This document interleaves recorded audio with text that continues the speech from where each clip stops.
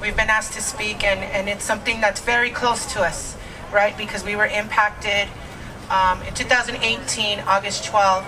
My son was killed by the East LA Sheriff's Department, and as time went on, we found out that they were the banditos. Now, we've all known that the banditos have been here harassing our communities for generations after generations, but nobody ever really did nothing about it, right? The Vargas family has dedicated their lives, their time, their efforts to fighting off Alex Villanueva and fighting and taking down these banditos, and a lot has been accomplished through it. But it's been with a lot of community collaboration. We've had the community support us, and that's the most important thing. And that's why we stand here today, because today we're asking for the community to start rising up, because we're giving those sheriff's department too much power over us. We've kept quiet for too long, and it's time that we rise up and that we start telling them they don't got the power. We got the power. You know, Alex Villanueva, we know he's going to be getting booted out. It's very important for us to vote and make sure that our voices are heard, because at the end of the day, these are our streets.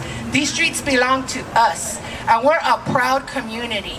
Us Chicanas and Mexicans have a voice, and it's time that we start using it and stop being silenced for fear. If we choose to fear them, then we give them the power, and they continue to harass us and intimidate us and take our loved ones. Now, they may have taken my son in the physical body, but they didn't take his spirit.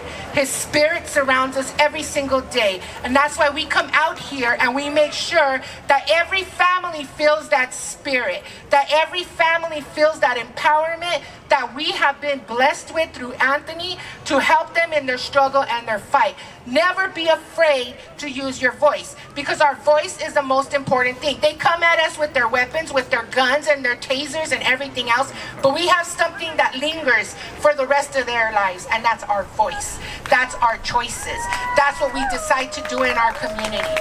Now, we come from a great ancestral line that we need to remember. We're warriors. We are not defeated. We are the ones that take over those people. We take over the fear. We take over the intimidation. We take over all of that that they tried to throw at us. And we make sure, our family makes sure that the next person that's standing beside us is going to be empowered to do the same thing. And you, that's your job, to go after the person on the side and let them know you don't have to be afraid. These people, because they wear a badge, they think that they're better than us. We have something that's way more powerful. We have an ancestral line of warriors and chiefs, and we have people in our lives that are standing there that can't speak. But this generation needs to rise up, because I'm tired of seeing families. I'm tired of hugging families and telling them it's okay today.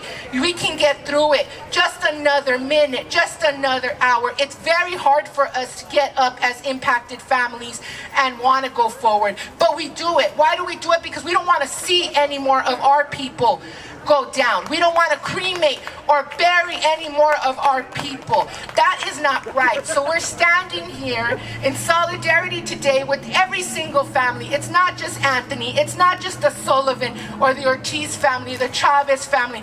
It's all of us, because we've all been impacted in some time in our life with these sheriffs that think that they have power.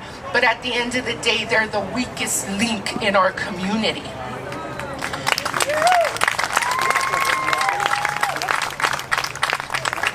So today I stand here representing my family, and most importantly, hoping that Anthony's smiling down on us and telling us that we're doing a good job, because this was his community.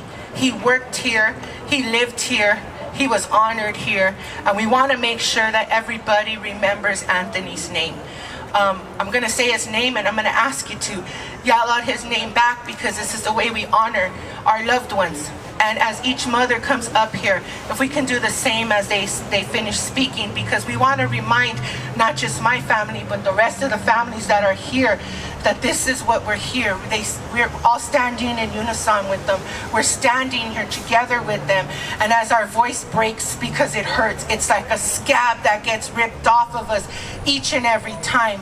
We ask that you honor that moment and that you let the families know they got the strength within them, that they got it, and that they can go forward. Because I know my Anthony would be very proud of his aunties and his grandma that's standing up here, and his mom and his dad and his nephews and, you know, his nieces and his cousins. We want to make sure that in this moment, in this space here, that you guys understand this happened to Ruben Salazar. He was somebody's son. So there's another mother that's out there that needs to be honored also, because he got killed by the sheriff's department, just like my Anthony, just like all these families that were up here.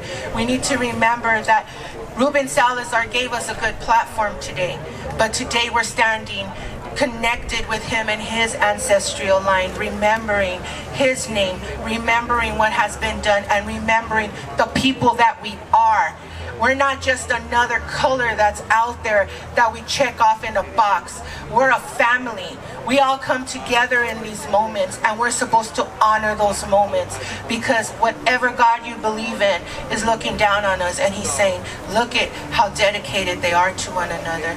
Look at how compassionate they're being for one another. They're not just walking by the next family that's sitting there crying, but they're actually weeping with them, and they're wiping those tears away.